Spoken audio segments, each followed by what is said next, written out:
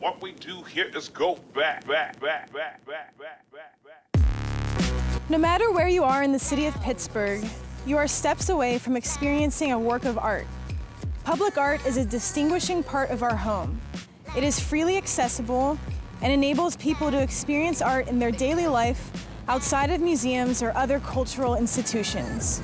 It reflects our history and our evolving culture. It helps to give our communities a stronger sense of identity and place. Public art matters, and public art matters to the city of Pittsburgh.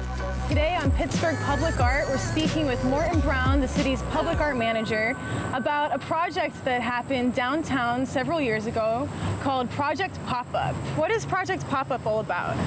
Well, it's a really interesting case study. So believe it or not, if you walk around downtown today, it's bustling. New PNC towers, et cetera, going up everywhere. It's really a lot of construction, a lot of renovation. It's beautiful.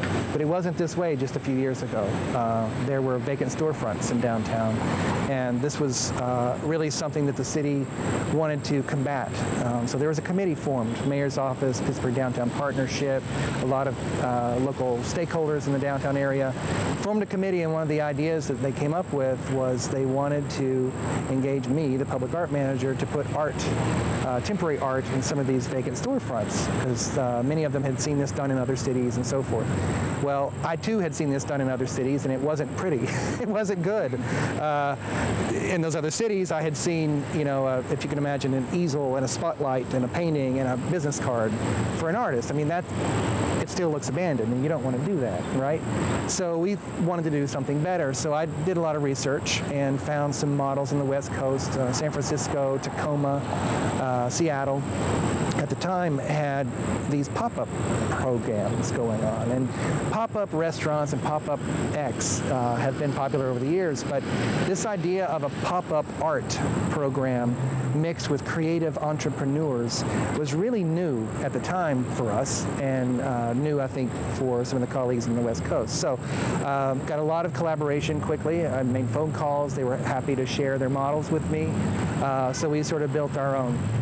We got into partnership with the Urban Redevelopment Authority, the City of Pittsburgh, and the Pittsburgh Downtown Partnership.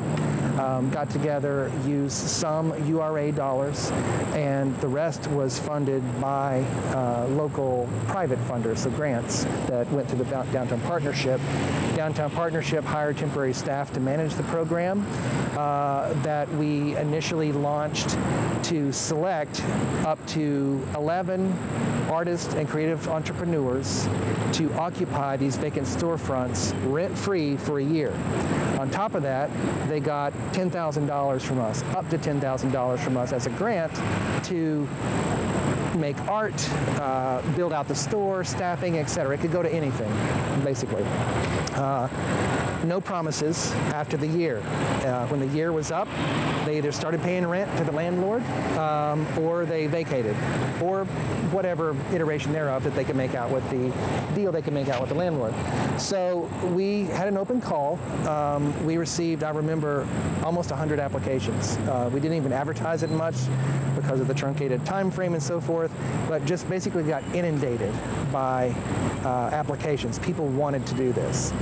We got everything. We got cupcake catering businesses. We got artist performance spaces. We got digital artworks proposed and so forth. So we created a committee, a jury, to select the 11 that we would grant through this program. Dream Cream was one of the top entrepreneurs that we selected, and they're still there today. Several years after, I think it's probably been 3 years. So they've been making a go of it, paying full rent after the initial project all this time, and they're just highly successful, and we're really proud of it. Boutique 208, which is a sort of an artist handmade consignment shop that's right in front of Heinz Hall on 6th Avenue, close to Liberty, is another one that's been there since the project ended. The rest of them, of the 11, spent their year there and either moved on to other locations or closed their doors, or in some cases it was just public art that didn't have a business to perpetuate, so its time was ended. One other success story, though, was Fraley's Robot Repair. I don't know if you saw it when it was down there, but it was there for over a year. I think it was about 2 years it was there, which was also right in front of Heinz Hall. That piece was an artwork that was a fictional robot repair. So it's sort of simultaneously vintage, but futuristic, sort of like the Jetsons. So it sort of looked like the 1950s. So it had old-fashioned television sets and a workshop and a table and robot parts all over the place. And there was a sound component, and the robots would sort of animate. Some pieces would animate and light up, and so forth. That piece was so successful. We started getting emails from the city where people were asking us if they could use it on their Christmas cards. Could they use it on their website? You know, all this weird stuff that was just amazing. People were posing for photos in front of it. So that piece ran its course, but I'm happy to say has been relocated elsewhere to a very prominent location that should be announced soon. So it's going to have a permanent home after all. So very successful program, and one that we're really proud of. And we're proud that we no longer see a need for it in downtown, but would love to see this model replicated out in the neighborhoods as needed. Where do you envision future project pop-ups located throughout the city? Well, I don't have any concrete plans, I'll just be honest, but there are areas of the city that, and Pittsburghers will know what I'm talking about. There are a lot of either recently or for a long time abandoned commercial districts in neighborhoods. I'd like to see some in the west and the south areas, basically south of the Monongahela River. I think we have a lot of those areas that could use some love from a pop-up project. The Allentown community, for instance, had spoken to me. They were aware of our pop-up project. They just chatted with me a couple of times. I really had nothing else to do with it other than the chat, and they've basically done their own pop-up project along Arlington Avenue, which is fantastic if you haven't been up there recently. So I don't know. I'm happy to assist communities out there with this idea. The city has no concrete plans and concrete targets as yet, but it's something that we are looking on the horizon toward. Inspirational how these shops got started. Seems like a great resource for local artists here. Now let's go meet with some of the shop owners to learn more about the story of these stores.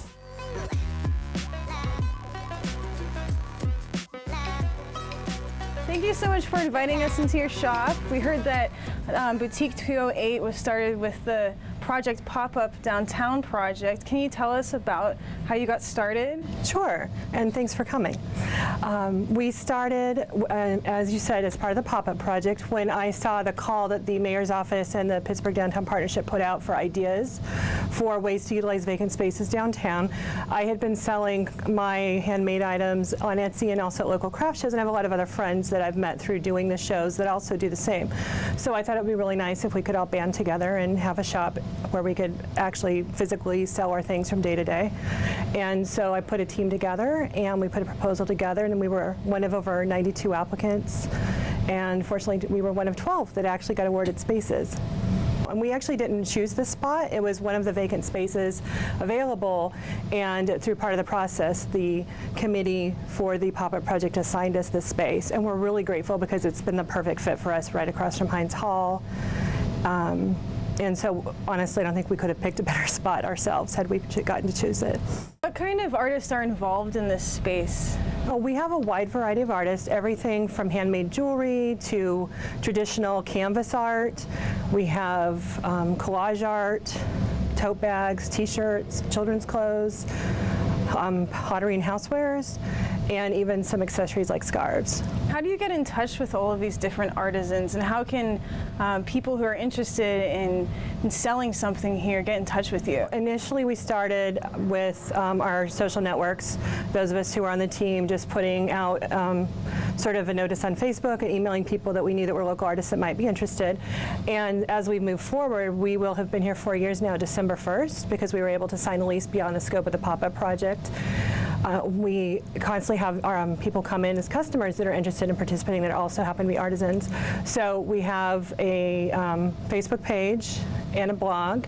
And then our email address is just boutique28@gmail.com. So they can email us 4 to 5 pictures of their work, tell us a little bit about themselves, and then we have a jury committee that takes a look at all the applicants, because we like to ensure we have a nice high quality for all of our items, but also we like to have a good variety so that we don't have any two artists do anything too terribly similar, so everybody has the best chance of success with their sales. Do you think that the project pop-up has been successful? When we started here, this storefront was vacant, as was the space next door that is now Butcher and the Rye.